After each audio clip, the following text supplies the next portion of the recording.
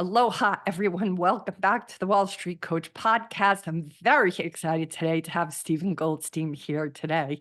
Stephen is the author of a new book that is a must read for any trader, Mastering the Mental Game of Trading. Welcome to my podcast, Stephen. Pleasure to be here with you.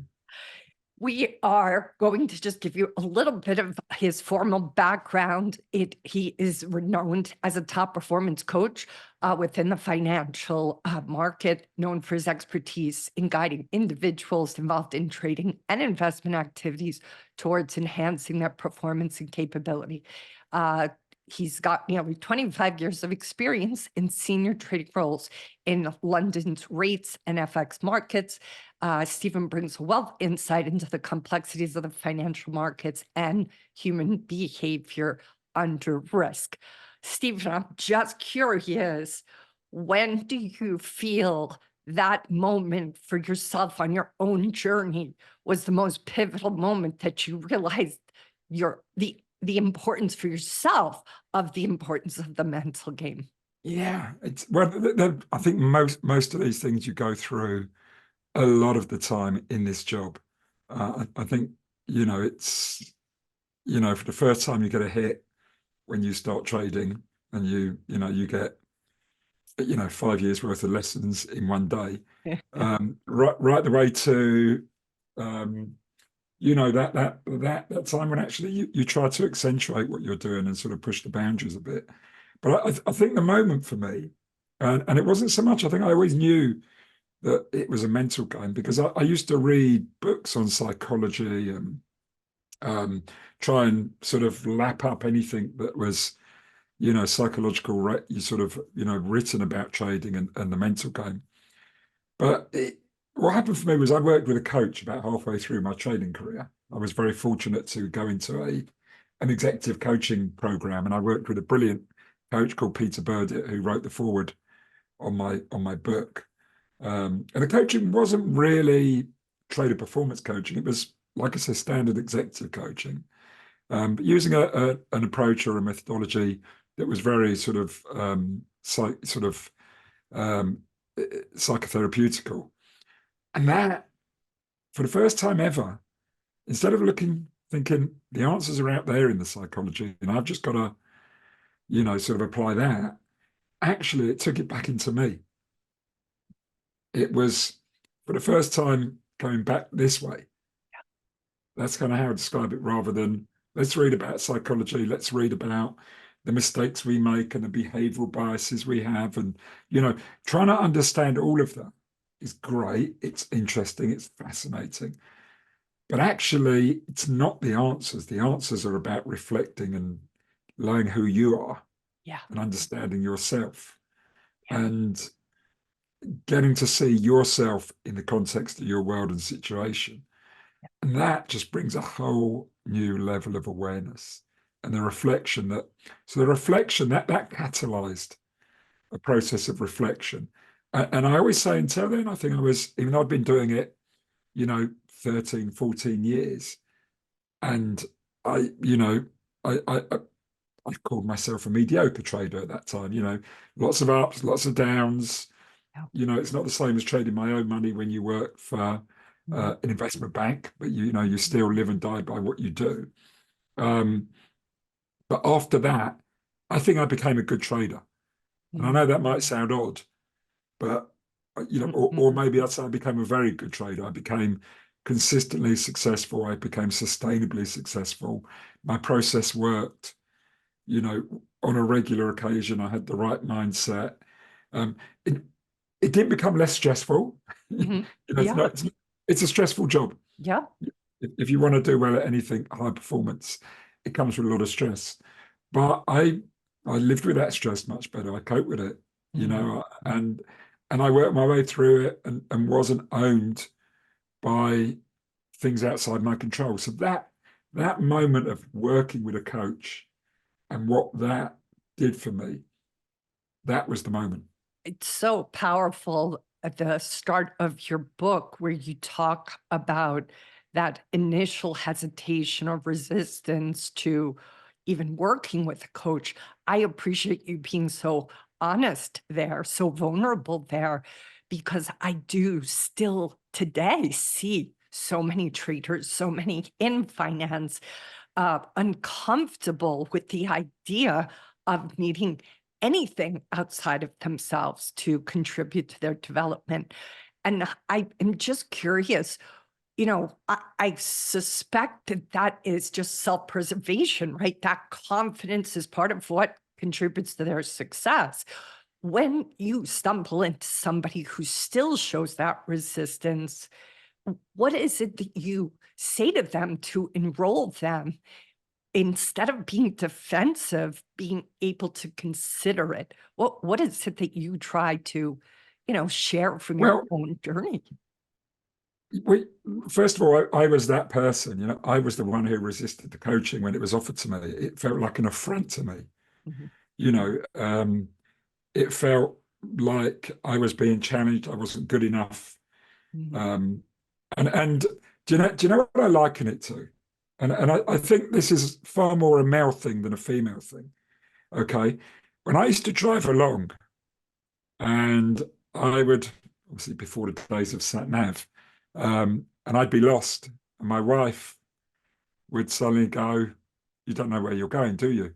Yeah, You're lost. Why don't you pull over and ask someone for help?" And most men are affronted by that. definitely. The fact that they may need help, that they can't do it on their own. Yeah. That you've got to give in to your wife Mhm. and admit that you're failing or you're struggling. That goes so deep into the male psyche. Yeah. Okay. Yeah. And I wish I'd have thought of that when I wrote the book, but a friend of mine said that to me recently, used that analogy. And I talk in the book about the people who stand against that, the people who are willing to make themselves vulnerable, Mhm. who are willing to ask for help. Often they're the most successful people in the financial markets. And You know, and I would say the world. I would say the in the world. world, in the world, yes. And And in let's fact, go I ahead. work with one exceptional portfolio manager, and I started working with him about 18 months ago. And he probably is the best sort of trader or investor I've ever worked with. And when I start working with someone, I always ask him, what made you pick the phone up, or what made you email me or send that email off? Because I know it's not an easy thing to do. Yeah. Okay. And he'd seen me give a talk at his fund. And he said it felt like the most natural thing in the world for me to, he was going through a bit of a difficult time, a bit of a drawdown, and had been for a while. Um, and he said, just, I've had help all my life. He said, I had help as a young child. I had help as at school. I had help at college. I had help from my parents. I had help from my teachers. I wouldn't be here where I wouldn't be where I am now without help from mentors. And so when I saw you talk, I thought I could do with that. And he said it just felt natural. But that is so rare. Yeah. That mindset, that attitude, it's so Yeah. rare. And it's so rare to have the fact that he is the best so far you've worked with. It's like what you're showing is that if you are able to be one of those rare people who is able to be vulnerable and look for that help, you might be that rare success case that stands out above everybody else. Well, I do come across them. I worked with somebody about 10 years ago who worked for an investment bank, a large US investment bank. And when I was working with a group of traders at this bank, and when I had my initial meeting with his manager, and I said, "Look, can you give me some guidance on this individual? What should I know? What is your thoughts about them having coaching? What is the why of why they're having coaching?" And he said, "Look, Steve, this guy is, in my opinion, the best trader in the entire investment bank." And this was one of the big bulge bracket firms. And he Wow. said, globally. So I said, so why? And I fell into the trap a little bit. I said, so why is he having coaching then? Yep. As if, Yep. as if you only have coaching when you're struggling. Right. And he said, he wants coaching. We're going to give him coaching. He is the best. We want to hold on to him. He's asked for it. And really, it became clear to me that the entire group of people I was working with, was just because he wanted coaching and they couldn't just give it to him. It had to be part Right. of a project. But this was a guy who made millions every year, who they knew at some point was going to leave and join a hedge fund. Mhm. And if they could maintain him just for one more year by giving him that extra incentive to stay by offering him coaching, Yeah. because he wanted it, not that he could have brought it on his own, but Yeah. it was that they wanted to make that move. And he said to me, it's worth millions to us if he stays. So, Whatever he this wants. yeah, and this guy was incredible in every single way. But he and I know from the conversations we had, even then he said he got so much out of it, which was very reassuring for me as Had as a to be. coach. Had to be. Had to be. Um, I can't help but go immediately based on what you just said about that willingness to be uh, helped, the willingness to be vulnerable, the willingness to be comfortable in uncertainty, to the story of the man who is over your left hand shoulder, Muhammad Ali, because it is just a riveting story in the book, a story I've never heard before about him.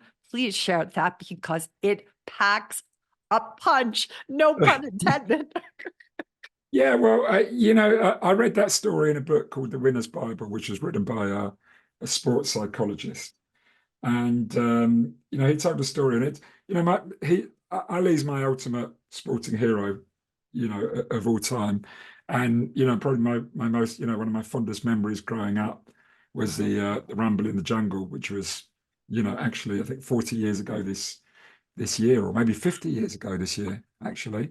Goes Um, fast, goes fast. yeah, and a lot of people listening probably won't know about that, but it's probably I think it's still the biggest single sporting event in history, Yeah. sort of one-off sporting event, and it was the world title fight between Muhammad Ali, sort of two times world champion, but at the time, the incredible George Foreman was the world champion, and he was formidable. People thought, he was unbeatable. He never, no one had taken him past 5 rounds at that point. And Foreman had beaten the only two people that had ever beaten Ali, and he'd beaten them both within 2 rounds. Hmm. And Ali was, 6 or 7 years older than Foreman, and no one really gave him a chance. That he was considered well past his best. And this huge fight was being staged in the middle of the African jungle in Zaire, which is now the Congo. Um, and it was a huge event. And during the training for that event, during the sparring with their sparring partners, they brought over lots of amazing sparring partners for both boxers from America for them to train with.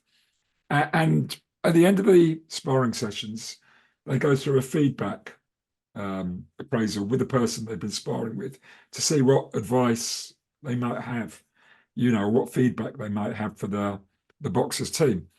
And on this one occasion, the sparring partner had been fighting Ali, and his team said to him, what feedback do you have from us, with regard to, to Mohammed's boxing? And he said, and normally these boxers will just give very generic, very encouraging feedback. They want to get their paycheck, they want to be asked back again. So they're normally very polite and courteous. But he said that man, if he fights like that, he hasn't got a chance. Foreman is going to kill him.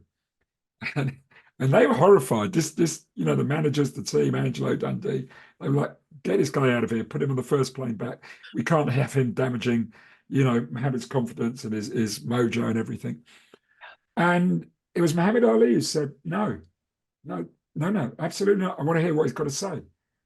Okay, I want to hear everything he has to say because I think he's right. And he's going to stay with us and we're going to double his pay until he's convinced that the tactics and strategies we are using and that I'm using are going to beat Foreman. And it was from that process that they came up with the rope a dope strategy, the fight strategy, the entire um, approach they were going to training, everything that went into that fight. And of course, it became legendary. It became history, that fight. That what happened against the odds. Ali took on Foreman, took him to 8 rounds, turned the fight, and then beat him in the most incredible, what was considered the most incredible upset. And it was that fight more than any other, which probably made Ali the greatest sportsman of all time. Mhm. It was Ali willing to be vulnerable, willing to listen to feedback, Yeah, willing to ask for help, willing to accept that maybe he's not as good as everyone else thinks he is. yeah, yeah, And that humility yes, turned the fight. And, yes, and I use a quote in the book from Foreman's manager where I said, you know what, we went into that fight with so much confidence, and we thought all the way through that fight we had Ali where we wanted him, but actually he had us where he wanted us. And it comes back to that moment, yes, yeah, okay? Because the market is Foreman. The market has you where it wants you to be, okay? But if you can have yourself where you want to be and own your own journey, yeah, okay? And that same vulnerability, I see it in so many of the best traders that I work with. You know, they'll admit they don't know where it's going. mm, That you probably had these same conversations. You must have had them where it's almost everyone thinks they know what's happening, but actually they don't, and they'll happily tell you that. yeah. I think it's just so profound because that story is such an example. You know, even those who didn't grow up with Muhammad Ali in the background of their lives, as we did, that is a man that everybody would say in a heartbeat has the most incredible confidence, right? The most Yeah, incredible sense of who he is. And yet he is also able to be with that sense of, I am still going to choose humility.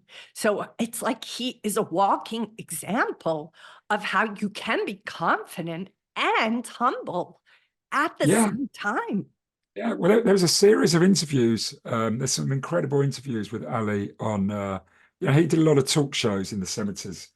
And I think it was Bob Cavell, if I remember Okay. rightly. There was a Okay. series of him with I think his name was Bob Cavell. He's an American sort of TV host of, the sort of uh, the Carson, that sort of Yeah. type with a Yeah. show. And he was regularly on his show. And he was, you know, before the fights, he was Ali, the sort of big, ego, the brash, that I'm going to beat the guy, I'm going to pump into the ground.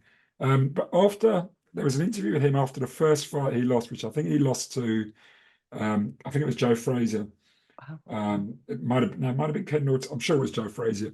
Okay. And Ali came on 2 weeks after the fight, and he's sitting there with his face bruised and pumped up. And I was amazed because most people wouldn't have done that after they got Right. badly, So true. after being brash and that. But the interview was so brilliant, and he was so humble in the interview.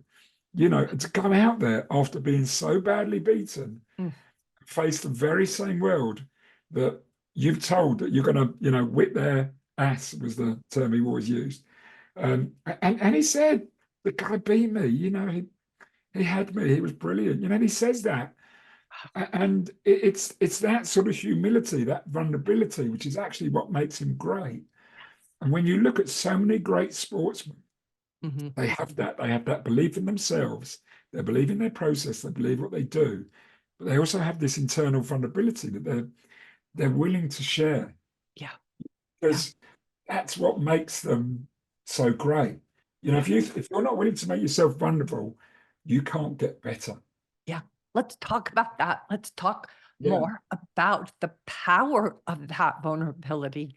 Uh, yeah. because it's just such, you speak at length about that in the book. You weave it into all the chapters, but speak more about how that is a superpower. Well, there's a story with at the very beginning of the book, which I talk about when I was sitting at my desk at work, at my work, and I was sitting there in in a really bad mood, really angry. I was losing money. The market's moving against me. And, I was in one of those sort of funks, where whatever you do, if you buy it, if you go long, it goes down. If you go short, it goes up. And I was trapped in that kind of, sort of what I call a tilt state, sort of using the poker analogy, where you just can't see the market. And my colleague Ashley, who was my boss as well, but he was a great friend. Um, we normally just joked and bantered and sort of ripped each other apart most of the time. But he just turned to me and he said, "You're doing it again, Steve." And I said, "What? I mean, you're doing that thing you do." "What thing?" I said. And he said, "That thing where you beat yourself up, where you turn in on yourself, where you know where you kind of like just lose your temper all the time." And I just said to him, "What are you talking about?" And he said, "You know, if I had your skill and ability as a trader, because we were two different types of traders, and I had no customers, no flow, so it was just sort of trying to find value in the market and then capture that value." He said, "You have no clients at all, unlike him, who worked in a different way. And yet you make money every year. And if I had that, I'd cherish that. Sort of, I'd honor that." He didn't say I'd honor it, but he said, words to that effect. And I kind of dismissed him at that moment because I think I was too deep in the hole. But at the end of the day, on the train on the way home, I reflected on what he said. And he'd called me an alchemist. That was the term he used. Wow. Wow. And I said, he called me an alchemist, I said to myself. And I went, "Do you know what? He's right. Every year I come in, every year I've got zeros at the start of the year. I don't have any sort of natural business. I have to make the money myself and generate an income. And I managed to do it every year. And at that point, I was like, he said, "Why would you beat yourself up if you had that skill?" And that's when I came out of that. I was suddenly compassionate. I call that being compassionate to yourself. Beautiful. Okay. Beautiful. But it took him to be compassionate and then me to listen, Yeah. and sort of let go from where I was. And Yeah. that involves some vulnerability as well. That involves, being willing to accept, to let go of your ego, which really is just to say you're not as good as you think you are. Come on, let's get back to it. Yeah. Let's get back to the process. Yeah. Um, and when I look back on my career, I had several major periods where I was in that big drawdown or really difficult period, and I had someone show me compassion in a way, be good to me, a colleague, a manager, a boss. And that was where things turned around from that Wow. moment on. Wow. And when I reflected on that, I thought, wow, could you imagine if you can do that to yourself? You imagine that it didn't take somebody else to do it, but you had that ability. How powerful would that be? And that's what Ali did in that story. Okay. And that's what so many of these great traders I meet, the lady who was the poker player, Yes. Yes. that ability to let go. And she takes that into her trading as well. And I meet this with traders, that ability to get beaten up like Ali does, which I didn't talk about in the book. Yes, you I do. come out and just say, yeah, got badly beaten up. That's right. He could have hidden. Totally. Especially with Okay. the bruises on his face. And yeah, Yeah. he Yeah. went as vulnerable can be. If you compare that to Foreman, he went and hid for the next 20 years after that. So That true. beating. He actually did come back much later and won the world championship again, something like 45, which just shows how incredible he was. Yeah. But Yeah. he went and hid for 20 years. It's fascinating because I read his story of when he went and hid, and it's an incredible story. The shame he felt from that. Wow. The Wow. humiliation. Yeah. It just never recovered from it, at least for many, many years. And Heartbreaking. Heartbreaking. Because we get it it's beaten up. such Yeah. contrast. Like Ollie took that loss in stride and was able to do what he did with Foreman, and yet Foreman ran and hid, even for 20 years. Like that's 2 decades that he Yeah. kept himself from life. Yeah, and I meet many people in trading who do the same in their own way. You Say know, say more about that. How and when you see it, how do you know that that is what they're doing? well, it's not that I know or that I see it, but it's that the conversations we have brings it out somewhere, and then they see it and they recognize it. Mhm. And you know, I worked with someone a few years ago, and again, he was a brilliant trader, but he'd gone into a big sulk. You know, he left the investment bank he was at. It was a big investment bank. He'd Mhm. moved to a hedge fund, but there'd been a few difficult years in between, and he wasn't trading well. He was losing money. Um, and you know, I took him through that process cycle, the one I have in the book, Yes, yes. and it suddenly occurred to him that you know he's not following his purpose as a trader. You know, his purpose, if we look at the alley, the Foreman thing, their purpose is to be a boxer, to go out and do what they need to go and win. Okay. Yeah. Um, when Foreman was hiding, he wasn't doing that. Um, he'd done something similar. Okay. He was, uh, you know, he was talking a good game, Mm-hmm. you know, when he landed the job, that he was going to make a lot of money, but he wasn't living that Mm-hmm. same game. He was acting incorrectly. He was so worried about failing, about damaging his reputation, about that he's not going to succeed, Yeah. that he was actually manifesting that. Oof. Okay. And he was doing all the wrong things for his process. You know, he was trading in ways that, you know, he was trying to capture the quick wins, which wasn't his style Mm. ever. You know, he'd been very systematic in much of his career, but he'd become totally discretionary, which Mm. didn't suit him. But he was just going after quick wins all the time.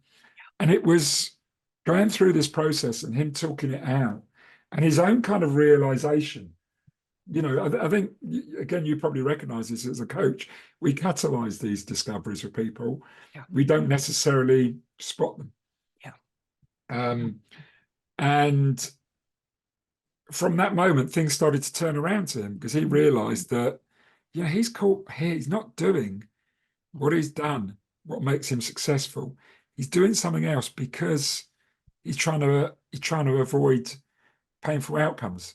And Yes. all he was doing was creating more painful outcomes. So true. And I can't help but take that story now and go, well, it's all the way in chapter 21. I'm sorry to skip ahead, but there is this uh, amazing conversation about, actually, it might be 22 with the Ed Sakota quote. That is one of What my was a bit later? favorite. That was a bit, yeah, that was a bit That is a later. couple of chapters later, sorry, Yeah. where he says that everybody gets from their trading what they want. I have the exact quote here, but that is the gist of it. It is Win or lose, everybody gets what they want out of the market. yes, That was from Market Wizards. such a powerful quote. And you And talk a little bit about that. Can't help but go there now because of what you just yeah, spoke to. yeah, yeah. Well, that quote, when I first read it, you know, and in the first Market Wizards book, which was, you know, I probably read that. That was one of those books when I was reading about psychology in the early days of my trading career, and it just come out, and everybody was talking about that book in the market. Yeah, yeah. And I read that, and I got to that quote from Ed Sakota, and I'm like, that makes no sense. That was, I got to read it again. And then I had to read it, and I must have read it 100 times, and I still couldn't make sense of it. And I puzzled on that, Mm, and for years, what does it mean? Somewhere I knew he was right. I couldn't figure it out. And I spent many years trying to get that quote out in my head. And, you know, I read the Market book, Wizards book several times over several years. And whenever I got to that bit, I just stopped and had to try and figure it out. But, you know, he was, Ed Sakota was one of the most incredible traders mm. of all time. And you know, he had so many deep, profound comments that he would make. I have the quote here, so I'm gonna read it. I Yeah, did write it down. I have like 14 pages of notes and questions for you, so I can't even keep track. But this quote is win or lose, everybody gets what they want out of the market. Some people seem to like to lose, so they win by losing money. Yeah, it's profound, but it's also quite difficult to always make sense of that. Like, why would people deliberately lose? But they're not, they're self-sabotaging, you know? And even when I first read about self-sabotage, it didn't make any sense to me. Why would people self-sabotage? But you realize that's that ego battle. It's the ego that's sabotaging you. You're doing it to sort of, fulfill the ego's needs, and you're getting distracted to the ego-led purpose. Yes, yes. Um, And that's part of why I think your process that introduce is so powerful, because you're talking about the importance of a trader identifying that purpose, which is going to facilitate, I believe, them transcending their ego. It gives them, I believe, a path of how to climb out of that ego. So talk a little bit more about that process that you do speak to in the book, and why you feel it's so important for them to connect to that purpose. yeah, well, I talk about these three P's of high performance, process, purpose, process, and presence, which is the ability to be present to those needs. And uh, they are they are like the antidote to the ego. Mm-hmm. And I'm also not of the belief that the ego is the enemy. Mm-hmm. Um, I believe we need to somehow find a way to work with our ego, that our ego has a good intention. Mm-hmm. Uh, it drives us forward, it inspires us, Mm-hmm. it wants us to succeed, it wants us to win. Yeah. But it doesn't necessarily do it in the way that's going to allow us to win. Mm-hmm. Our ego wants us to be liked, it wants us to be approved of. It's a legacy of another age when we were, sort of pre-human almost, where Mm-hmm. we needed the approval of the society or group that we lived in.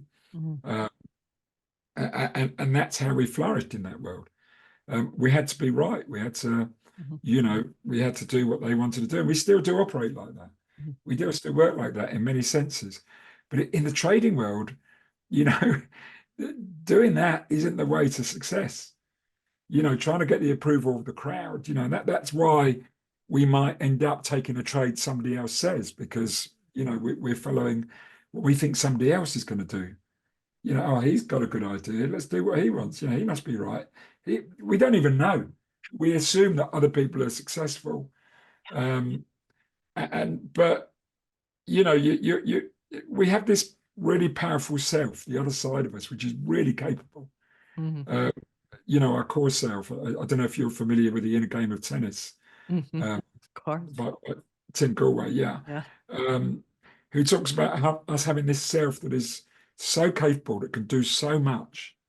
And it's that self that, is the self that can read the market, that makes intuitive judgments, that Mm-hmm. learns, that finds value, that starts to understand the drivers of the market, and then can sniff out a really good idea.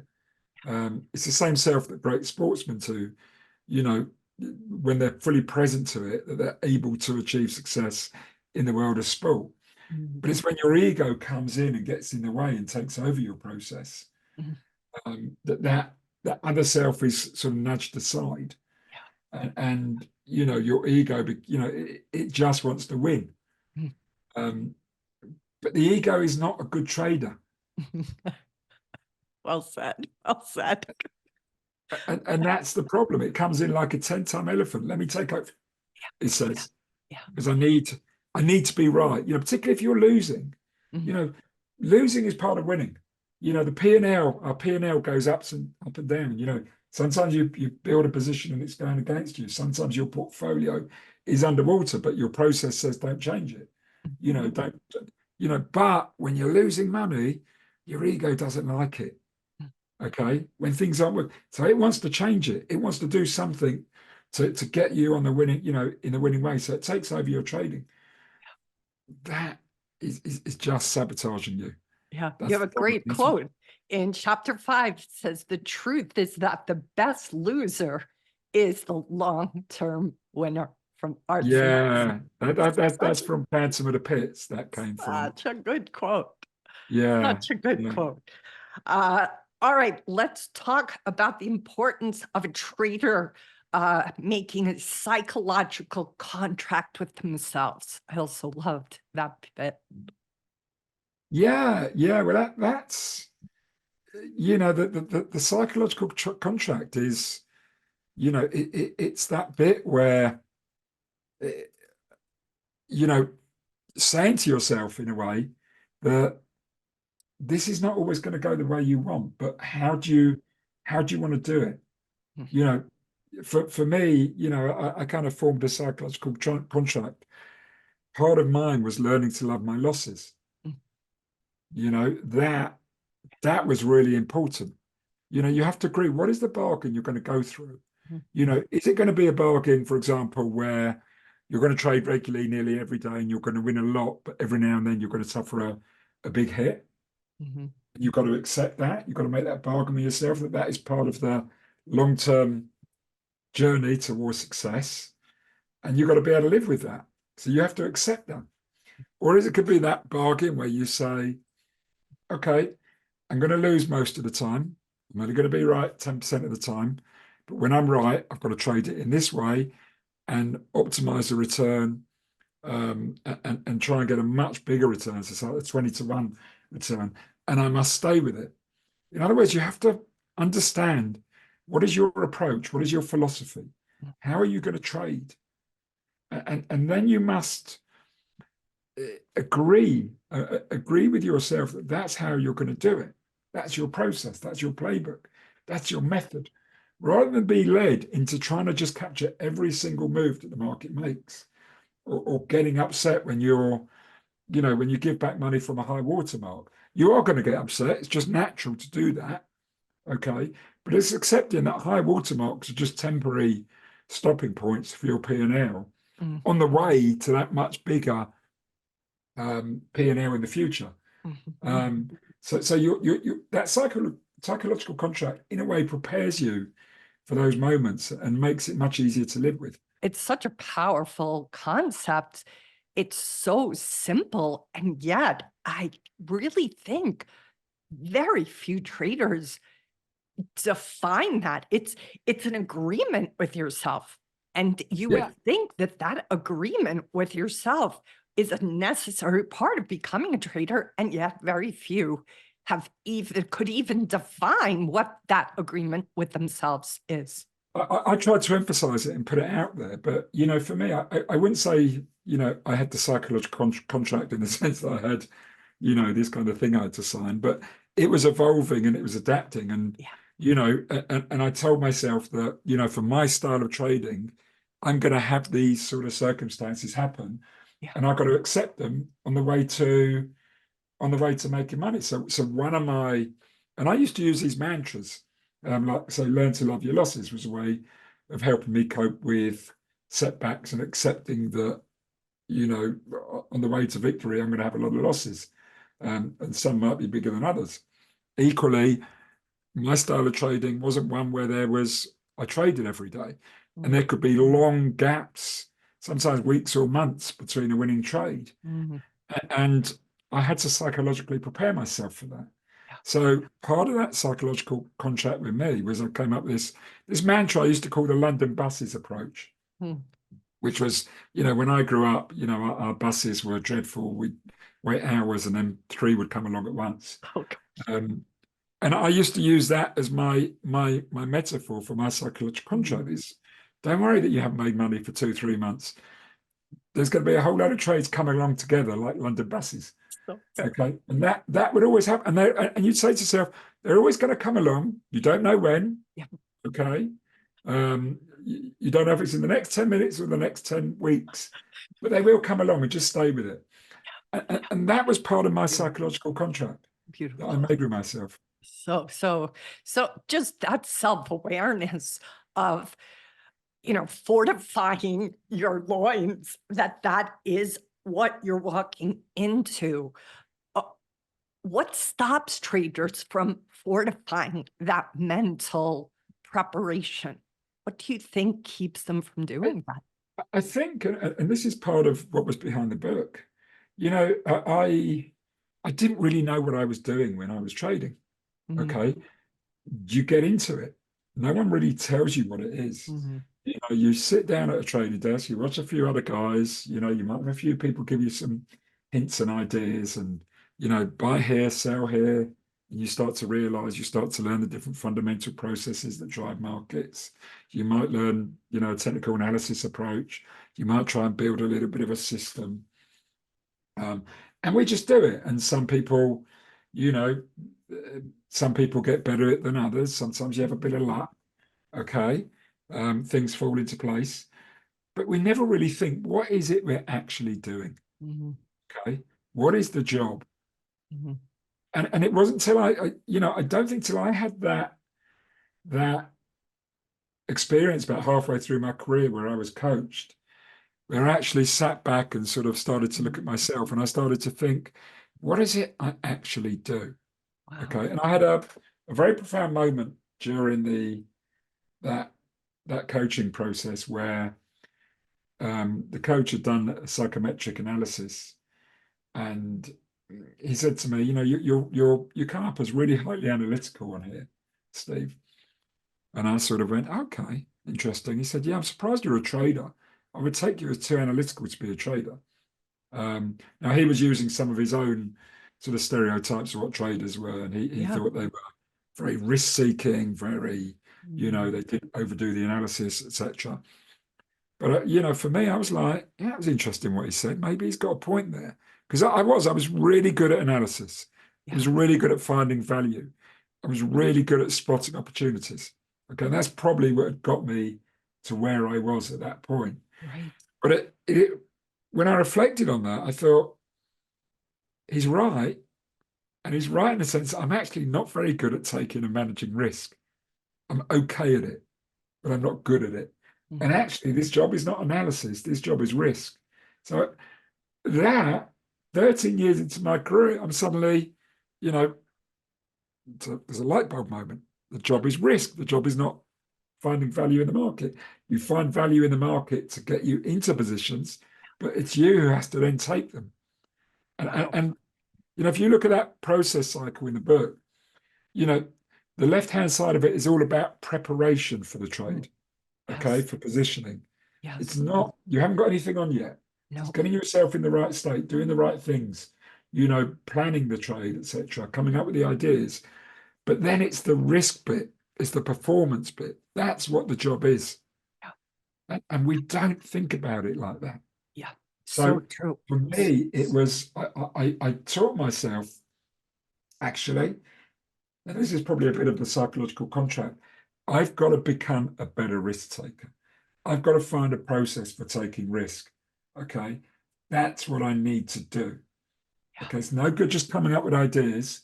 Right. Okay. I've got to get better at taking risk if I really want to succeed at this. Yeah. And again, that was part of my psychological contract.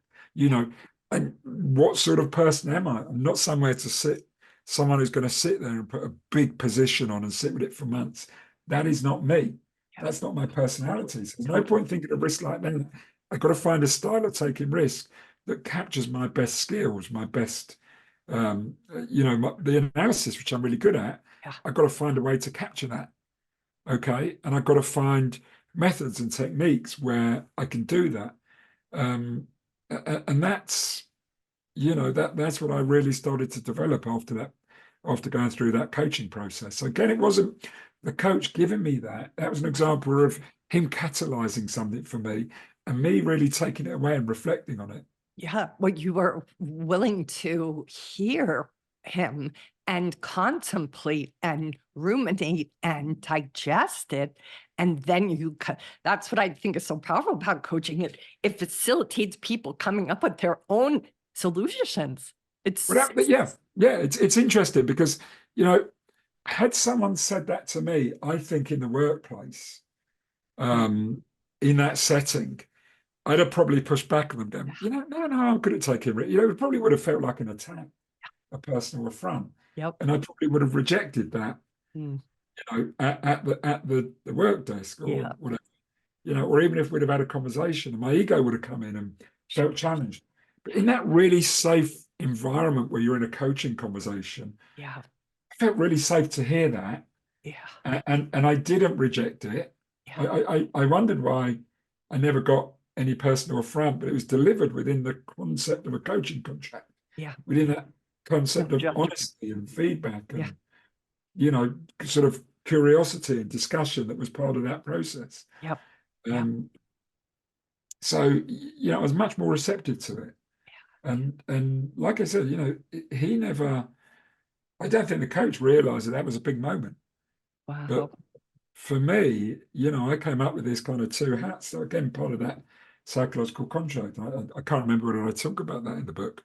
This idea of two hats. One is an analyst hat that Yes. finds value, and another one is a trading hat, a risk hat, where it's how the hell do I monetize this? That's right. What do I need That's to be right. doing? That's right. How do I manage my risk? How do I Yes. get out of it when I'm wrong? But that How do I recognize when I'm consciousness, wrong? Yeah, how do I s- recognize when I'm wrong? totally, totally. And be able to look at that without judgment and get caught up in just being wrong instead of seeing it as just an opportunity to be right. Oh yeah, yeah, and that's part of it. So that's part of the you bit, the sort of your being bit, the being optimal. Yes. That the not digging in and digging your heels in, and that's where the ego comes in. Screw the market. I'm just going to stay long. It's the process bit is actually no, the market's going against you, and your process said you should be getting out of here. But the ego comes in and goes, screw you, process. We're staying long. We're not giving up on this. We're not taking the loss. Exactly. But the process bit says, no, the story's changed. That's right. That's right. That process bit is my favorite part because it feels like the foundation that everything else is going to be built upon. How solid is that being? You talk about the being and the ability to, a couple of quotes here, the trader's ability to ask questions of the market will be impacted by the state of their relationship with themselves.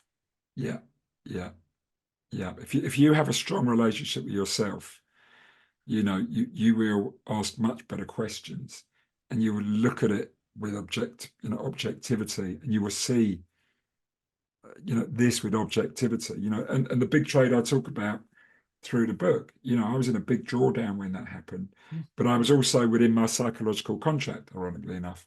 So I was comfortable in that drawdown. I was comfortable putting risk on in the drawdown.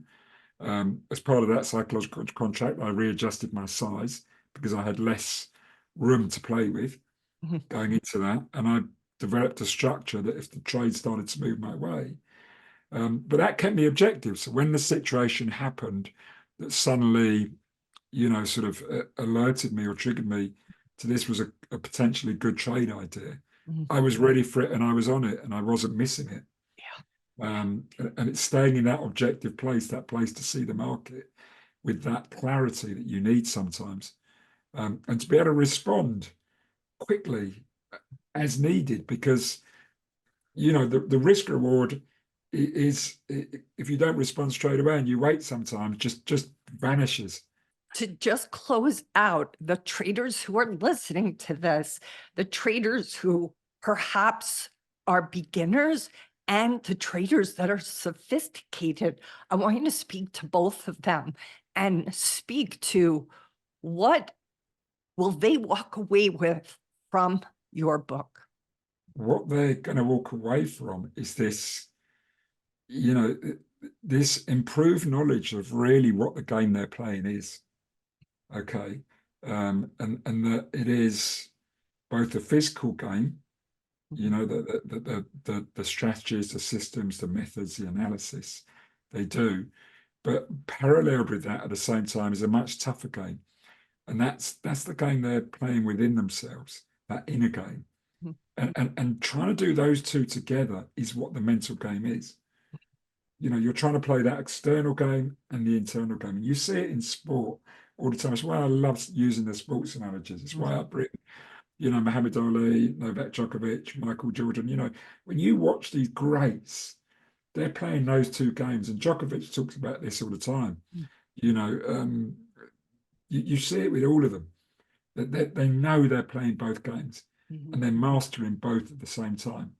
And you see it with great actors as well Mm. and great performers. You know, I've read a lot about Beyonce and what she does.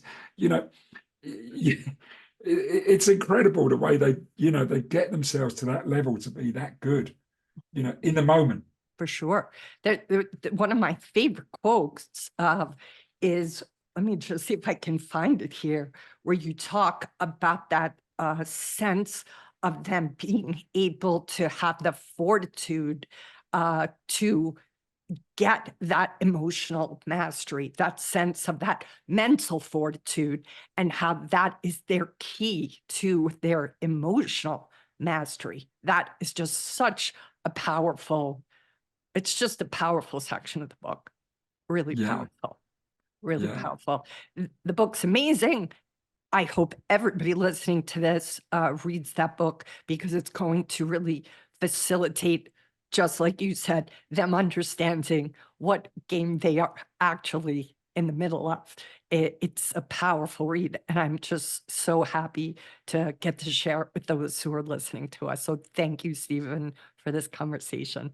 Been a pleasure, and thank you for some brilliant questions and dialogue as well from you. My So pleasure. My it's pleasure. amazing. Going to be very powerful for a lot of traders, and I'm excited to see the results for them. They're going to be able to create for themselves because of it. So thank you for all that you put into it. You can feel the years, your gears and your heart are in that book. So thank you Can I, for it. can I also say that I owe a thank you to the many teachers that I've worked with over the years, the teachers of my, sort of, I've learned Gestalt psychotherapy from, the coaches, the coaching teachers I work with, amazing coaching teachers, but also the clients I work with, Mhm. who have been willing to, they've all said, yeah, happy to share the story, Steve. And, sometimes I amalgamated two or three. Yeah. A couple of times there was one individual, this was their story, and I sent it to them to read and make sure, obviously we anonymized it, but, Yes. they were willing to share that with the world, so that, this is what I get from a lot of people, that the stories and anecdotes in the book, Yeah. they see themselves as if they're going through it. Yeah, it's because people, I think we need to hear those stories of what other people are going through, because it makes us feel less alone. It makes us, Yeah. it helps us see that, oh, others have gone here before. Yeah, I had one great friend who he's a trader and he's an amazing trader, but he's doing it 30 years. And, he's one of those guys that if you ever met him, you'd think he's losing money every single day. Um, and, he said to me, he called me up and said, I've read it, Steve. Were any of these me? And I said, no, none of them were. He said, I saw myself in every single one of them, Wow, how you know? fabulous. What an incredible gift. That is Yeah, a huge gift. I love it. I love that yeah, story. I yeah. really wish we had more time, because I am a big fan of Gestalt therapy, and it informs a lot of my philosophy. So we'll have to have another part two one of these days, because I could spend a whole hour talking to you about Very, that. very happy to Okay, good. discuss. So thank you again. This was an amazing conversation. And thank you, everybody, for watching the Wall Street Coach podcast.